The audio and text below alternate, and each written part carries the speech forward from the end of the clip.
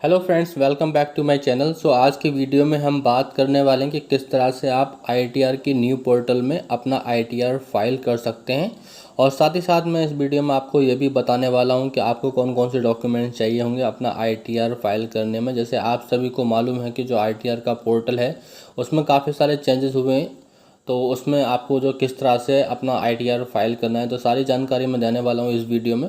Video थोड़ी लंबी हो गई है बट पूरी वीडियो ध्यान से देखेंगे तो आपको सारी बातें समझ में आ जाएंगी।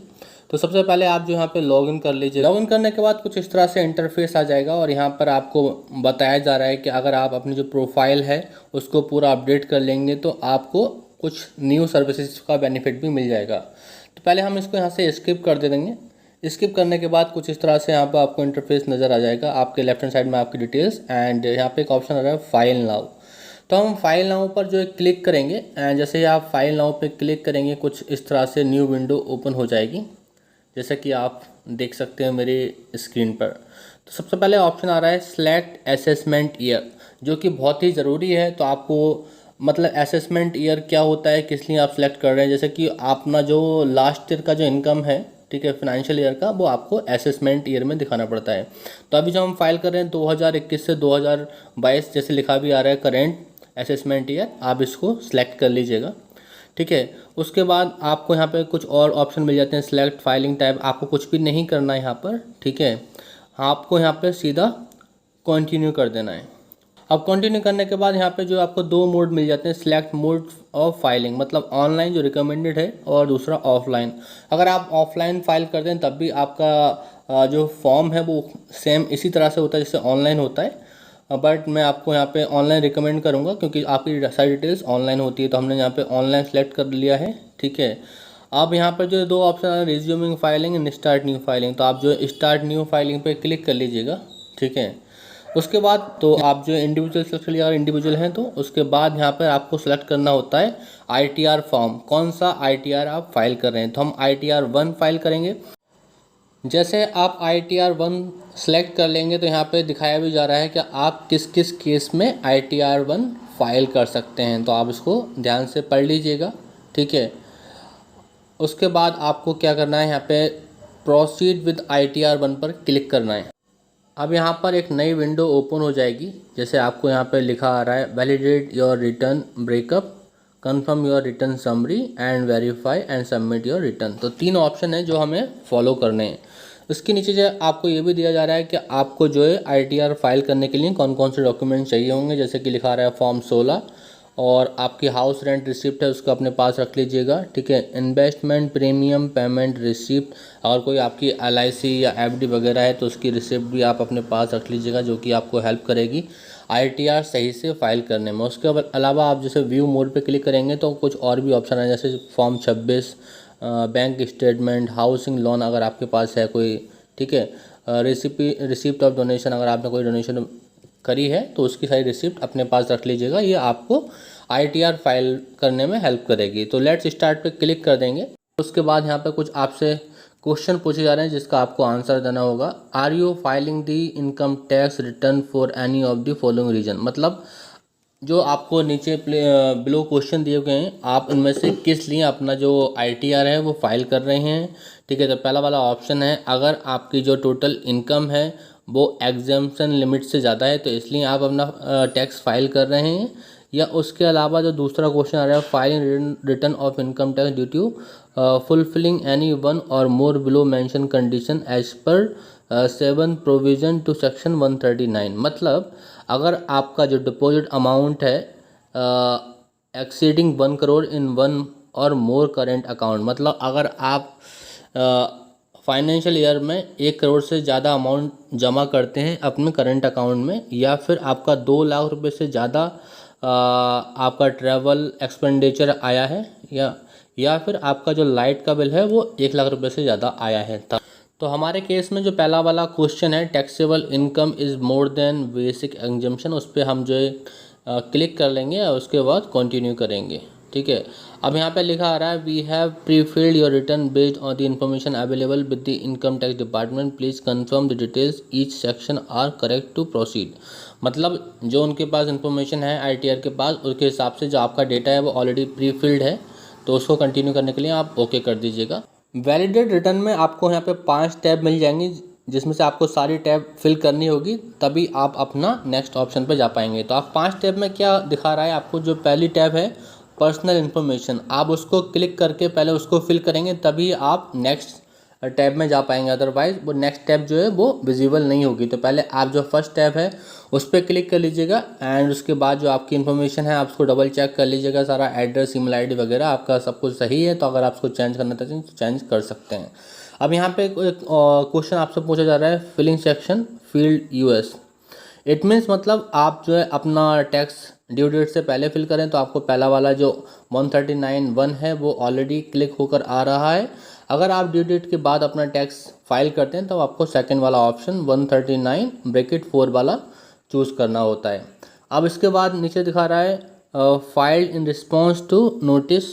अब यहाँ पर जो पूछा जा रहा है आपसे, क्या अगर आपके पास कोई इनकम टैक्स डिपार्टमेंट से नोटिस आया है तो उसमें अगर आपके पास नोटिस आया है तो आप यहाँ पे सिलेक्ट कर लीजिएगा, अदरवाइज़ अगर आपके पास कोई भी नोटिस नहीं आया है तो आप उसको एज इट इज़ ब्लैंक छोड़ देंगे और आपको यहाँ पर कुछ भी सिलेक्ट करने की ज़रूरत नहीं है। अब यहाँ पे बात आती है, are you opting for new tax regime 115 BAC। जैसे आप सभी को मालूम होगा गवर्नमेंट ने 2 टैक्स लागू कर दिए हैं। जैसे कि पहला वाला था तो ओल्ड वाला जो स्लैब था उसमें जो है आपको 1,50,000 रुपीज़ तक का एग्जम्पशन मिल जाता है, बट अभी इस साल से जो है न्यू टैक्स स्लैब जो कर दिया है उसमें आपको कोई भी एग्जम्पशन नहीं मिलता है, बट उसमें जो टैक्स परसेंटेज है उनकी कैलकुलेशन अलग है। तो हमारे केस में हम जो है अभी ओल्ड वाला जो टैक्स है उसको आप यहाँ पर ले रहे हैं, हम जो न्यू वाला टैक्स वो नहीं कर रहे हैं, तो हम इस पर यहाँ पे नो कर देंगे। एंड उसके बाद यहाँ पे एक ऑप्शन आ रहा है, based on your previous response please furnish following information और एडिट रिस्पॉन्स।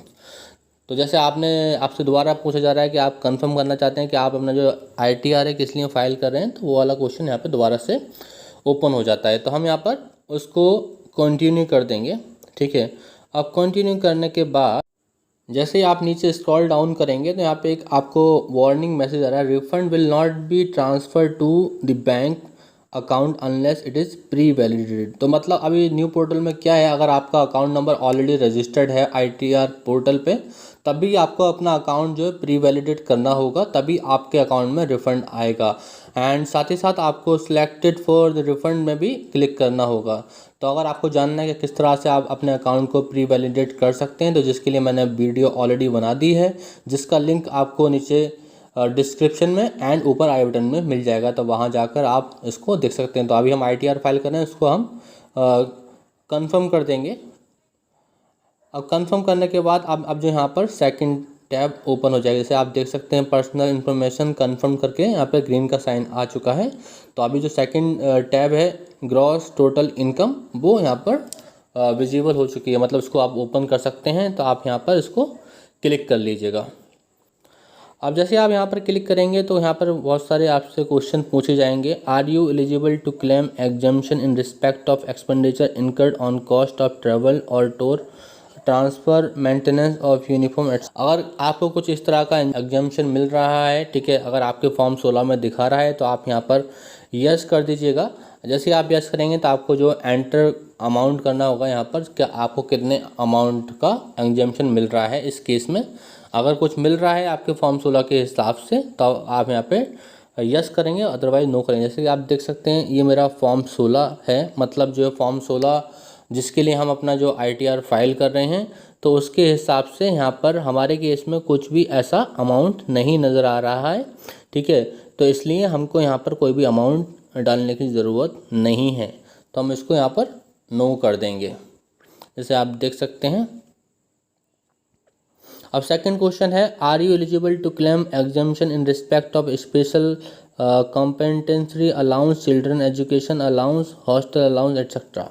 तो ये अगर आपके केस में यस है तो आप जो दोबारा से फॉर्म 16 ओपन करके देख लीजिएगा। अगर ऐसा कोई आपको एग्जम्पशन मिल रहा है तो आप उसको अमाउंट को एंटर कर देंगे वहाँ पर। अगर आपके फॉर्म 16 में ये क्वेश्चन नहीं है या फिर नील लिखा रहा है तो आपको उसको ऑप्ट करने की जरूरत नहीं है, आप यहाँ पर नो कर देंगे। अब यहाँ पे आ रहा है, are you eligible to claim exemption in respect of house rent allowance. अब बात आ रही है HRA की। तो HRA आप जो चेक कर लीजिएगा आपके जो फॉर्म 16 में है या नहीं है, ठीक है। तो अभी जो है हमारे केस में हम जिनका फॉर्म 16 देख रहे हैं उनके केस में जो है यहाँ पर जो हाउस रेंट है उनका HRA उनका है 71,864 रुपीज़। तो हम इसको वहाँ पर एंटर कर देंगे। तो आप यहाँ पर यस करेंगे एंड यस करने के बाद इस अमाउंट को एंटर कर देंगे।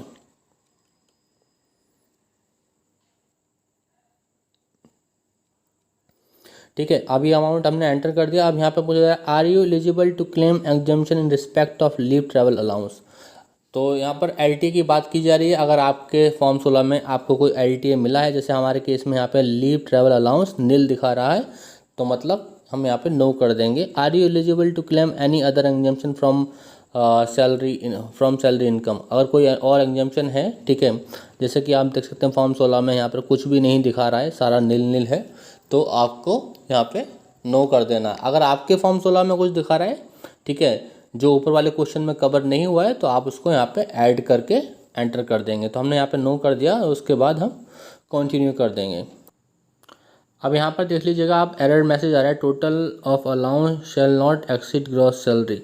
So it means gross salary हमारी जीरो, हमने जो है अपना LTA डाल दिया, तो इसलिए हम जो है अपना ग्रॉस सैलरी यहाँ पर डालना भूल गए हैं। तो पहले आपको अपना ग्रॉस सैलरी भी दिखाना है। तो यहाँ पे एडिट करके अपना जो ग्रॉस सैलरी है जो आपका फॉर्म 16 में दिखा रहा है, आपको जो ग्रे सेल है उनको टच नहीं करना है, ओनली जो वाइट सेल है उन्हीं में अमाउंट एंटर करना है आपके फॉर्म 16 के हिसाब से। उसके बाद value of perquisites as per section 17(2).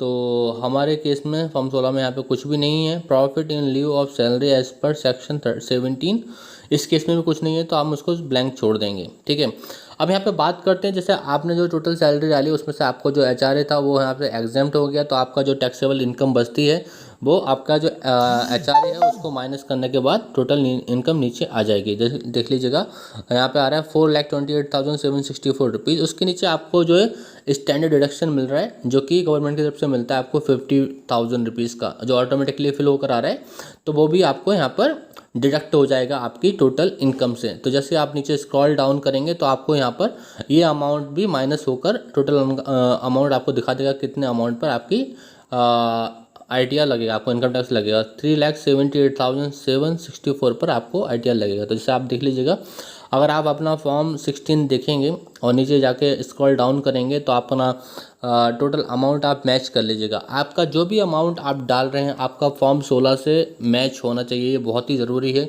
अगर आपका अमाउंट फॉर्म 16 से मैच नहीं हो रहा है तो आप कहीं ना कहीं गलती कर रहे हैं और अपनी जो फिगर सही से नहीं डाल रहे हैं, तभी आपका अमाउंट मैच नहीं हो रहा है। तो जैसे आप देख सकते हैं 3,78,000 रुपीज़, उससे पहले आ रहा था 4,28,764 रुपीज़। ठीक है, तो आप जो है इसको 3,78,764 रुपीज़ को आप जो है एक बार दोबारा से फॉर्म 16 में चेक कर लीजिएगा। अगर ये मैच हो रहा है तब ये सारी डिटेल सही है, उसको आप सेव कर दीजिएगा। तो हमारा जो फॉर्म 16 से सारा अमाउंट जो है मैच हो रहा है, तो हमने यहाँ पे इसको सेव कर दिया है। अब जो बात करते हैं यहाँ पर नीचे जाने के बाद, अब यहाँ पर आपकी सारी सैलरी इनकम जो है पॉपुलेट हो चुकी है। अभी यहाँ पर आपको ऑप्शन दिख रहा है इनकम फ्रॉम हाउस प्रॉपर्टी। अगर आपके सैलरी के अलावा कोई और भी इनकम है, फॉर एग्जांपल आप रेंट वगैरह लेते हैं, आपने अपना जो हाउस है वो किराए पर दे रखा है, तो उसका जो भी रेंट आता है, जो भी आपकी इनकम होती है, आप उसको यहाँ पर आपको दिखाना होगा। तो आप जो ऐड वाले ऑप्शन में जाकर, ठीक है, और यहाँ पर आपको जो ऑप्शन मिल रहा है, जैसे आप देख लीजिएगा टाइप ऑफ हाउस प्रॉपर्टी, तो जैसे लेट आउट या और सेल्फ ऑक्यूपाइड या डीम लेट आउट, तो जो भी आपका जो सिनेरियो है अकॉर्डिंगली आप उसको चूज़ कर लीजिएगा। ठीक है, अगर आपने जो है लेट आउट किया तो लेट आउट सेलेक्ट कर लीजिएगा। उसके बाद आपको कितना रेंट मिलता है तो आप जो है यहाँ पर सारा रेंट आपको डालना होगा, यहाँ पर शो करना होगा। And tax paid to local authorities, वो भी आप यहाँ पर दिखा सकते हैं। एनुअल इनकम वगैरह जो भी आपका अमाउंट है यहाँ के हिसाब से आप जो है उसको सारी डिटेल्स एंटर कर दीजिएगा। उसके बाद आप उसको सेव कर लेंगे। अगर आपके केस में कोई भी आप जो है अदर सोर्स ऑफ इनकम नहीं है, मतलब आप जो है कोई हाउस रेंट वगैरह नहीं लेते हैं, आपने अपनी प्रॉपर्टी कोई किराए पर नहीं दे रखी है, तो आपको यहाँ पर कुछ भी करने की ज़रूरत नहीं है। आप जो यहाँ पे इसको कैंसिल कर दीजिएगा। ठीक है, इसके अलावा इनकम फ्रॉम अदर सोर्स का एक ऑप्शन भी आ रहा है। तो अगर आपका इसके अलावा कोई और अदर सोर्स ऑफ इनकम है तो वो भी आपको यहाँ पर दिखाना होगा अपने ITR में। तो हम यहाँ पर जो है सारी डिटेल्स को कंफर्म कर देंगे। हमारे केस में जो है कोई और अदर सोर्स ऑफ इनकम नहीं है सैलरी के अलावा। अब जो आपको टोटल डिडक्शन वाली टैब में जाना है, ठीक है, यहाँ पर आपको कुछ क्वेश्चन के आंसर देने होंगे। Are you eligible to claim any deduction for donation paid. अगर आपने कोई डोनेशन पे की है तो आप उसको यस करेंगे और उसके बाद अमाउंट एंटर कर देंगे। अगर आपने कोई डोनेशन पे नहीं की है तो उसको आप यहाँ पर नो कर देंगे, ठीक है, तो नो कर देंगे। उसके बाद नेक्स्ट क्वेश्चन है, are you eligible to claim any deduction for donation paid for scientific research और रूरल डेवलपमेंट। अगर आपने कोई भी डोनेशन किसी रूरल डेवलपमेंट के लिए या साइंटिफिक रिसर्च के लिए की है तो आप उसको यस करके अमाउंट डाल देंगे, अदरवाइज उसको भी आप नो कर देंगे, ठीक है। हमारे केस में नो हो जाएगा इसका भी। Are you eligible to claim deduction under section 80GG। तो अगर आप फॉर्म 16 में देख लीजिएगा, अगर आपके केस में जो है कोई यहाँ पर डिडक्शन आ रही है तो आप यहाँ पर उसको एंटर कर दीजिएगा। अब यहाँ पे पूछा जा रहा है, are you eligible to claim deduction in respect of payment made towards life insurance premium and और पब्लिक प्रोविडेंट फंड और 5 years tax saver fix deposit. तो यहाँ पर आपको, अगर आपकी कोई LIC है या आपने जो है कोई पब्लिक प्रोविडेंट फंड ओपन कर रखा है, PPF अकाउंट, या फिर आपने कोई टैक्स सेविंग के लिए 5 साल की FD करी है तो आप उसको यहाँ पे यस कर देंगे। एंड उस पर बाद आपको यहाँ पे टोटल अमाउंट डालना होगा। तो आप अपने फॉर्म 16 में देख लीजिएगा। तो हमारे केस में यहाँ पे जैसे हम स्क्रॉल डाउन करेंगे, इंश्योरेंस है उसका टोटल अमाउंट यहाँ पे दिखा रहा है 32,563 rupees that I have to mention, ठीक है। इसके अलावा अगर और कोई भी अमाउंट है आपका PPF अकाउंट का तो वो यहाँ पर आपको फॉर्म 16 में दिखा देगा। अगर कुछ भी नहीं है तो जो भी दिखा रहा है वो अमाउंट आपको वहाँ पर एंटर करना होगा। तो हमारे केस में 32,563 रुपीज़ दिखा रहा है टोटल, जो कि हमारी LIC पॉलिसी के लिए है। तो हम उसको यहाँ पर एग्जाम्प्ट के लिए एंटर कर देंगे। अब उसके बाद, are you eligible to claim deduction 80CCD contribution to pension scheme of central government by employer. अगर आपने कोई पेंशन स्कीम ले रखी है जिसमें आप जो इन्वेस्टमेंट करते हैं, तो अगर आप करते हैं तो उसको यस करके यहाँ पर अमाउंट एंटर कर देंगे। अदरवाइज़ अगर नहीं करते हैं, आपके फॉर्म 16 में नहीं दिखा रहा है, तो आप उसको भी यहाँ पर नो कर देंगे।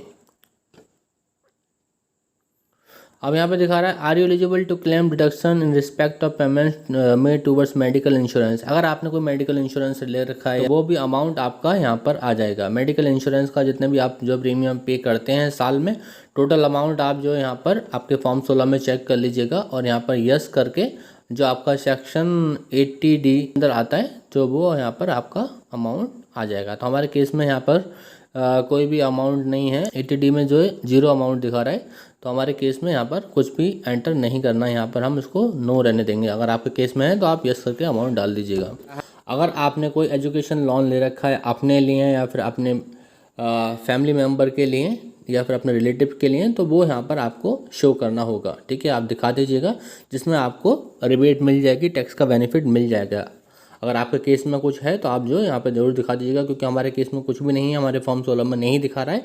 तो हमारे केस में नहीं है तो हम यहाँ पर नो कर देंगे। एंड उसके बाद यहाँ पे please add the amount of deduction. इसके अलावा और कोई और भी डिडक्शन है आपके पास, नीचे सारे क्वेश्चन दिए गए हैं, 80DDB, 80GCC, 80TTA, ठीक है। अगर इस केस में आपको कोई भी अमाउंट यहाँ पर एंटर करना है, अगर आपके फॉर्म 16 में दिखा रहा है तो आप उसको एंटर कर दीजिएगा। अदरवाइज़ नो करने के बाद आप कंफर्म के बटन पर क्लिक कर देंगे, ठीक है। तो ऐसे कंफर्म करने के बाद अब यहाँ पे देख लीजिएगा आपका जो अमाउंट है टोटल जो आपने एंटर किया था वो सही से आपने डाल दिया है फॉर्म 16 के अकॉर्डिंग, ठीक है। अगर सारी डिटेल्स आपकी सही है तो उसके बाद आप आगे बढ़ेंगे। तो हमारे केस में यहाँ पर टोटल जो डिडक्शन हमने जो एंटर की है वो 32,563 रुपीज़ की है अपने फॉर्म 16 के हिसाब से। अगर आपके जो टोटल डिडक्शन ज़्यादा है, जिसकी लिमिट होती है 1.5 लाख रुपीज़ तक आपका टोटल FD, PPF और LIC सब कुछ मिलाने के बाद, ठीक है। इवन दो मेडिकल इंश्योरेंस भी आपका इसी में आ जाता है। तो अब उसके बाद हम जो उसको कंफर्म कर देंगे। कंफर्म करने के बाद अब जो हमारी फर्स्ट, सेकंड, थर्ड, 3 जो टैब हैं वो कंप्लीट हो चुके। अब हमें जाना है नेक्स्ट टैब में जो कि है टैक्स पेड। तो यहाँ पर आपको सारी डिटेल्स नज़र आ जाएगी जितने भी आपने टैक्स पे किया है और जो आपके टैक्स डिडक्टर हैं उसकी डिटेल्स भी आपको यहाँ पर शो होने लगेगी। जैसे हमारे केस में जो है यहाँ पे सारा जो 0 है, कोई भी टैक्स डिडक्ट नहीं हुआ है हमारी सैलरी से। अगर कोई भी टैक्स डिडक्ट होता है आपकी सैलरी से तो अगर आप शो डिटेल्स में क्लिक करेंगे तो उसका जो है यहाँ पर 10 नंबर भी दिखा देता है कि किसने आपका जो टैक्स डिडक्ट किया है। तो हमारे केस में यहाँ पर 0 है, कोई भी अमाउंट हमारे डिडक्टर्स ने या हमारे जो एम्प्लॉयर ने डिडक्ट नहीं किया है। तो हम इसको यहाँ पर कंफर्म कर देंगे। अब आपको जो लास्ट टैब है वो है टोटल टैक्स लायबिलिटी। ठीक है, इसका मतलब है कि आपके ऊपर कितना टैक्स बनता है, आपको कितना टैक्स पे करना है, उसके हिसाब से सारी कैलकुलेशन यहाँ पर आ जाएगी। तो जैसे आप इस पर क्लिक करेंगे तो जैसे आप देख सकते हैं जो आपका टोटल अमाउंट बना था आपकी जो ग्रॉस सैलरी एंटर करने के बाद, उसके बाद आपने जो अपना HRA डाला था, HRA के बाद आपका जो लाइफ इंश्योरेंस का अमाउंट था वो यहाँ पर एंटर करने के बाद जो टोटल अमाउंट बचती है, टोटल इनकम वो बचती है 3,46,200 रुपीज़, जिस पे आपका जो टैक्स है वो बनना है, वो बना है आपका 4,810 रुपीज़। जैसे कि आप देख सकते हैं। अब ये जो है आपको जैसा मालूम होगा जो पुराना वाला स्लैब है उसमें क्या है, आपको 250 लाख रुपीज़ तक, आपको जो 2,50,000 रुपीज़ तक कोई भी टैक्स पे करना नहीं होता है। एंड 250 to 5 लाख मतलब आपको 2,50,000 से 5 लाख तक जो आपकी इनकम होती है उस पर आपको 5% का TDS पे करना होता है। ठीक है, तो हमारा जो है इस केस में 2,50,000 rupees if you take out from 3,46,000 rupees, तो आपका जो बचता है 96,200 रुपीज़ बचता है। तो आप जो अब 96,200 रुपीज़ का अगर आप जो है कैलकुलेट करेंगे 5%, तो जो कि आपका अमाउंट आएगा 4,810 रुपीज़। तो आप जो है कैलकुलेट कर लीजिएगा। ठीक है, मैं आपको दिखा देता हूँ कैलकुलेटर में। सो 96,200 रुपीज़ इंटू 5% अगर आप करेंगे, ठीक है, तो जो टोटल आपका टैक्स बनता है वो बनता है 4,810 रुपीज़।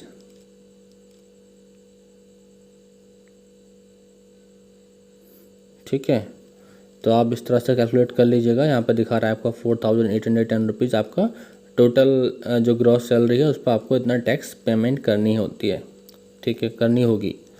अब इसके बाद यहाँ पे बात करते हैं क्या आपको जो दोबारा से रिबेट मिल गया। तो जैसे कि आपको मालूम होगा जो रिबेट मिलता है हमें 87A के अकॉर्डिंग।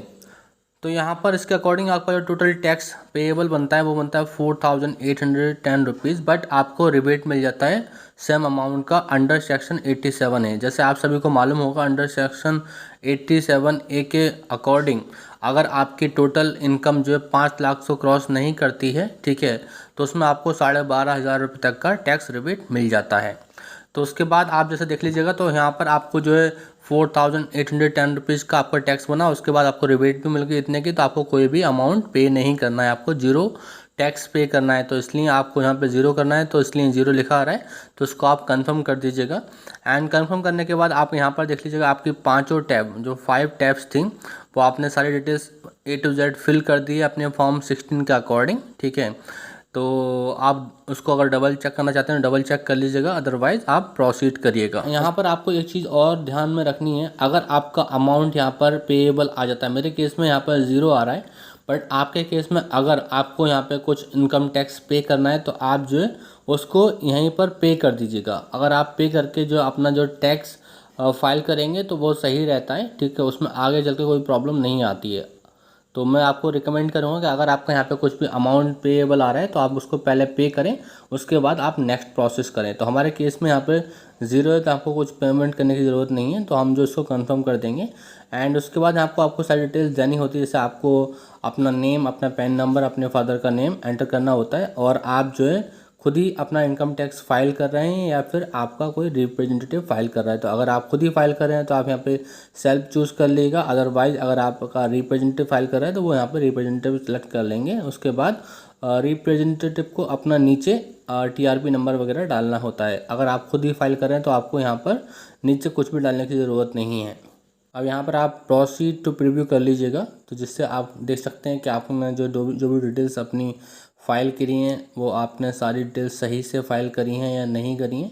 तो जैसे आप जो उसको प्रीव्यू करेंगे यहाँ पर जो आपकी सारी डिटेल्स फॉर्म ओपन हो जाएगा, असेसमेंट ईयर आपका लिख के आ जाएगा, जैसे आप देख सकते हैं। उसके बाद आपकी जो डिटेल्स हैं, काउंटर डिटेल्स, आपका नेम, आपकी जो डेट ऑफ बर्थ, आपका पैन नंबर, आपकी ईमेल आईडी, एड्रेस वगैरह सब कुछ यहाँ पर आ जाएगा। उसके बाद आपने जो ऑप्शन सेलेक्ट किए हैं, जो आपके लिए एप्लीकेबल थे, जो जहाँ पर आपको यस करना था व नो करना था, वो सारे यहाँ पर आपको टिक अनटिक होकर आ जाएंगे। ठीक है, अगर आपको लगता है कि कोई भी आपको चेंजेस करने हैं, आपने कोई गलती कर दी है, तो एक बार आप दोबारा से रीचेक कर लीजिएगा अपने फॉर्म 16 से, एंड उसके बाद ही आप आगे बढ़िएगा। तो जैसे आप देख सकते हैं कि हमारा जो फॉर्म 16 है उससे हमने यहाँ पे ओपन करके रखा है, ठीक है। और सारा अमाउंट हम दोबारा से एक बार चेक कर लेंगे, टोटल अपनी ग्रॉस इनकम से लेके अपना जो भी अमाउंट है आपका HRA वगैरह, वो भी आप सब चेक कर लीजिएगा। तो हमारी जो टोटल इनकम है वो यहाँ पर नज़र आ रही है, तो आप यहाँ पर देख लीजिएगा। उसके बाद आपका जो HRA का आपको जो रिबेट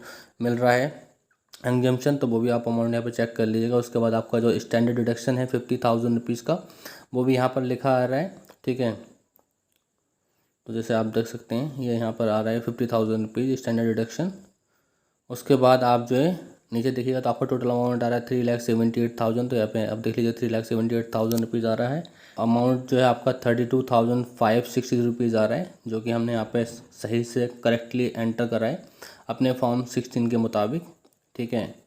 तो उसके बाद आप देख लीजिएगा जो आपका टोटल अमाउंट बनता है वो टैक्सेबल अमाउंट कितने अमाउंट पे आपका जो टैक्स कैलकुलेट किया जाएगा। तो जो टोटल अमाउंट है आपका LIC का अमाउंट माइनस करने के बाद वो दिखा रहा है 3,46,000 रुपीज़, ठीक है। तो कंप्यूटेशन ऑफ टैक्स पेएबल यहाँ पे हमारा 0 दिखा रहा है। उसके बाद यहाँ पर आपकी जो बैंक डिटेल्स है उसको आप यहाँ पे जो टिक कर लीजिएगा अगर आपका कोई रिफंड बनता है। वैसे हमारे केस में कोई बन नहीं रहा है, मगर नहीं भी बनता है फिर भी आप उसको यहाँ पे क्लिक कर दीजिएगा। तो हमारे केस में सारा 0 है, ठीक है। तो हमें कोई भी डिटेल्स दोबारा से एंटर करने की ज़रूरत नहीं है। सारी डिटेल्स हमने डबल चेक करके डाली है, फिर भी हमने दोबारा से अपना फॉर्म 16 से अपना जो ITR फॉर्म है प्रीव्यू करके मैच कर लिया है, ठीक है। उसके बाद हम यहाँ पे करेंगे क्लिक प्रोसीड टू वैलिडेशन। तो जैसे आप प्रोसीड टू वैलिडेशन करेंगे, ठीक है, कुछ इस तरह से पेज ओपन हो जाएगा, ठीक है। तो आपका जो वैलिडेशन है सक्सेसफुल हो गया है। अब आपको क्या करना है, प्रोसीड टू वेरिफिकेशन करना है, मतलब आपको E-वेरीफाई करना है। तो E-वेरीफाई करने के लिए आप जो अपने आधार OTP या फिर बैंक डिटेल्स से कर सकते हैं। पहले जो पुराना वाला पोर्टल था उसके लिए आपको जो है E-वेरीफाई करने के लिए दोबारा से विंडो को ओपन करना होता था, बट इसमें आपको यहीं से आपका E-वेरीफाई हो जाएगा। तो इस तरह से गाइज आप अपना ITR फाइल कर सकते हैं न्यू पोर्टल पर। सो आई होप गाइज वीडियो आपको पसंद आया होगा। वीडियो आपको पसंद आया तो वीडियो को लाइक करें, शेयर करें, और अगर आपने अभी तक मेरे चैनल को सब्सक्राइब नहीं किया है तो प्लीज़ डू सब्सक्राइब, क्योंकि मैं इसी तरह की वीडियो आप सभी के लिए लाता रहता हूं। अगर अभी भी आपके माइंड में कोई सवाल है तो आप मेरे को कमेंट करके पूछ सकते हैं।